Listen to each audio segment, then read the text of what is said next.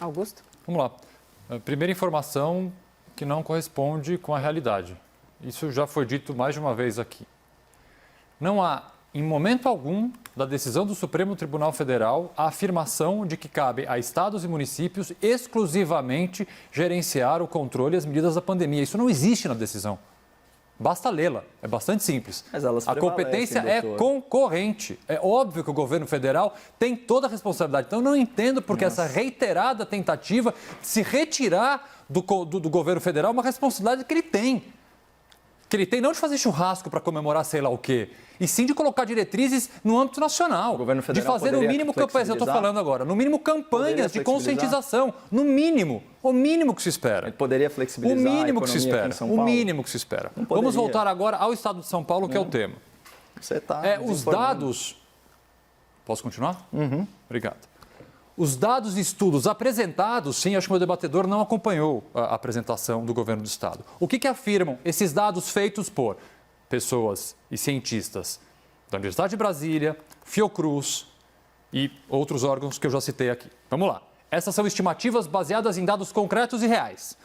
Se nenhum isolamento fosse adotado no estado de São Paulo, nós teríamos hoje aproximadamente 700 mil casos. Com isolamento de apenas 30%, a taxa de reprodução, essa taxa de contágio que a gente já falou aqui, seria de aproximadamente 2. Sendo 2, o grau e o número de pessoas infectadas seria, obviamente, muito maior. Um isolamento de 55%, que é o que nós temos hoje, a nossa taxa de São Paulo de contágio está aproximadamente em 1,18. Se nós conseguimos aumentar o isolamento para 70%, que é o ideal, aí sim nós conseguimos atingir a taxa de 0,87. Poderíamos começar a pensar sim numa flexibilização. O governo de São Paulo vai além, apresenta mais uma vez um plano, chama plano, olha só, difícil fazer um plano. Plano São Paulo, qual é o Plano São Paulo? Nós temos que observar o contágio e temos que, nessa observação, ter certeza de que houve uma redução sustentada nos últimos 14 dias. Se essa redução ficar registrada nesses 14 dias e nós conseguirmos, de alguma forma, a fila única para as UTIs pode ser uma forma, conseguimos manter a taxa de ocupamento inferior a 60%, aí sim podemos começar a pensar em flexibilização. Flexibilização essa que o estudo apresentado hoje já diz como vai ser. Em fases, respeitando protocolos de distanciamento, exatamente como da forma que meu debatedor fala, como se fosse uma coisa completamente jogada ao vento. Não é, esse plano já existe e foi apresentado hoje. Então, há, sim, estudos, há critérios e há o mais importante.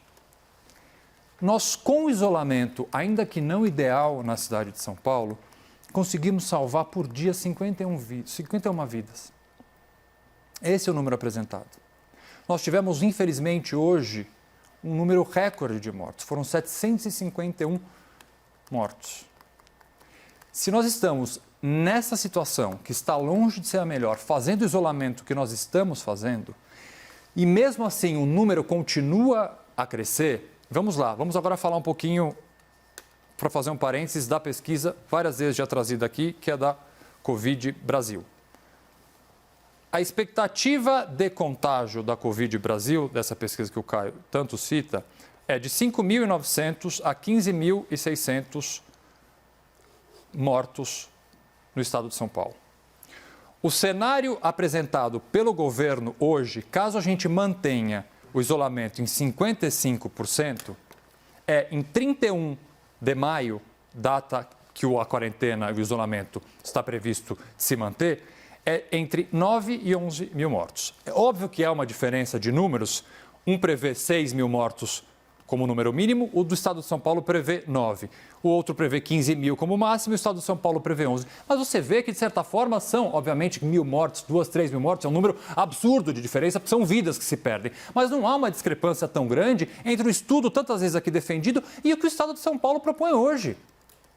A estimativa que o Estado de São Paulo propõe hoje, a única diferença entre falar ao vento, entre apresentar estudos ou não fazer nada, que é o governo federal faz ou não faz, é que o governo do Estado consegue, pelo menos, apresentar um plano. Não numa entrevista midiática, numa entrevista científica. Midiático, para mim, é fazer uma live dizendo que vai fazer um churrasco.